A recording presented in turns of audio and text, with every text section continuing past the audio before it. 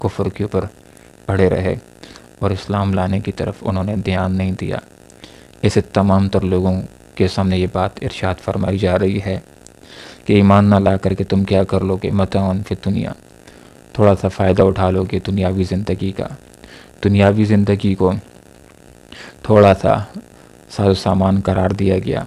کہ یہ حقیقت کے اندر دنیا بہت بھی ہو جائے، کسی انسان کو بہت بھی مل جائے تو یہ آخرت کے مقابلے میں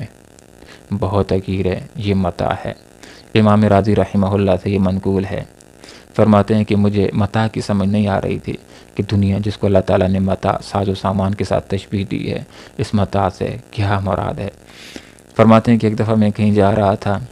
ایک گھر سے آواز آئی کہ کتا متاع لے کر کے چلا گیا ہے۔ گھر کے دروازے کی طرف میں نے دیکھا، ایک کتا گھر سے نکلتا ہے، اس کے منہ کے اندر ایک کپڑے کا چیتڑا تھا۔ فرماتے ہیں کہ میں اندازہ نہ کر سکا کہ آیا یہ وہ کپڑا تھا جس سے گھر کے اندر عورتیں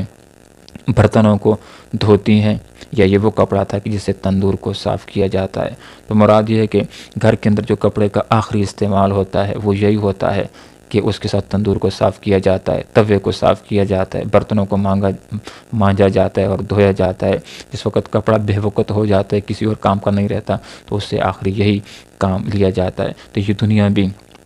اسی طرح آخرت کے مقابلے میں بے وقت ہے۔ ایک روایت کا یہ مفہوم ہے کہ آپ صلی اللہ علیہ وسلم کہیں جا رہے تھے، راستے کے اندر ایک بکری کا بچہ مردہ پڑا ہوا دیکھا۔ صحابہ کرام رضوان اللہ تعالی علیہم اجمعین سے سوال کیا کہ تم میں سے کون اس کو خریدنا چاہتا ہے؟ تو انہوں نے یہی جواب دیا کہ اللہ کے رسول،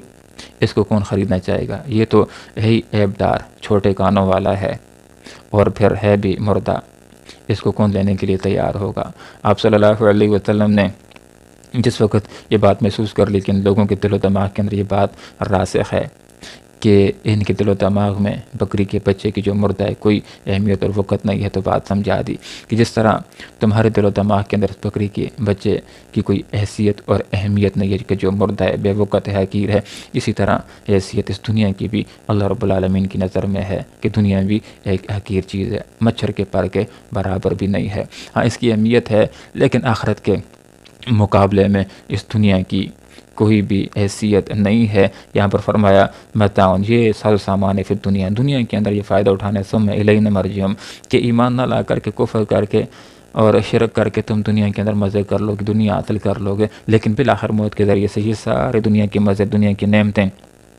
یہ تم سے رہ جائیں گے۔ ثم الینا مرجعہم، پھر ہماری طرف ان سب کو لوٹ کر کے آنا ہے، جو مشرک اس نے بھی آنا ہے، جو کافر اس نے بھی آنا ہے، جو ایمان نہیں لایا دنیا کے اندر مزے کرتا رہا، ان سب نے ہماری طرف، تمام انسانوں نے ہماری طرف آنا ہے، جو نیک ہیں، مومن ہیں، موحد ہیں، ان سب نے ہماری طرف آنا ہے، اور برے لوگوں نے بھی ہماری طرف آنا ہے۔ ثم نذیقہم، پھر ان کافروں کو، مشرکوں کو مزہ چکھائیں گے، العذاب الشدید، شدید عذاب کا، بما کانوا یکفرون، بوجہ اس کے کہ جو کفر اور شرک وہ کرتے رہے۔ کون سے عذاب کا مزہ اللہ رب العالمین ان کو چکھائے گا؟ جہنم کے عذاب کا مزہ، کہ جس کے اندر جہنمی خاص طور پر 3 بہت بڑی سزاؤں کے اندر شکار ہوں گے۔ کہ جب کھانا مانگیں گے تو تھوڑ کا درخت دے دیا جائے گا جس کو کھا بھی نہیں سکیں گے، جس کو چھوڑ بھی نہیں سکیں گے۔ پانی مانگیں گے تو گرم پانی کا چلو پی دیا جائے گا جس کو پی بھی نہیں سکیں گے، چھوڑ بھی نہیں سکیں گے۔ جب گلے سے اتاریں گے تو وہ آنتوں کو بھی لے کر کے باہر آ جائے گا، اور ان سب کو دوزخ کے اندر جس سزا کے اندر جلنا ہے وہ آگ کی سزا ہوگی۔ آپ صلی اللہ علیہ وسلم نے ارشاد فرمایا